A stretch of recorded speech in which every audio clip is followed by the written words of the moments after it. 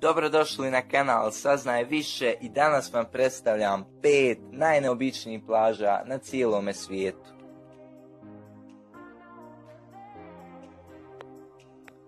Magična svjetlost na ovoj plaži na Maldivima uzrokovana je mikroskopskim fitoplanktonom koji oslobađaju svjetlost kada su uznemireni. Idilično ružičasti pijesak na Bahamima pigmenti su ispranim ostacima koralja koji su izbačeni u sitnim dijelovima.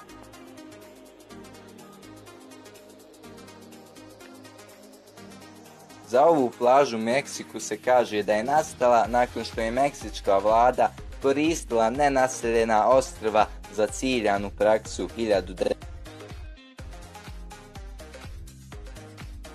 Zeleni pijesak na ovoj plaži na Havajima izaziva mineralni olivin koji se formira od strane lave dok se hladi u moru. Crveni pijesak u Rabidi kako se ovo već izgovara, je formiran uslijed oksidacije lave bogate gvožđem, iako je to moglo biti i od ispranih koralnih segmenata. Ako ste uživali u ovom videu i ako ste naučili nešto novo, ostavite neki znak podrške i do sljedećeg videa. Lijep pozdrav!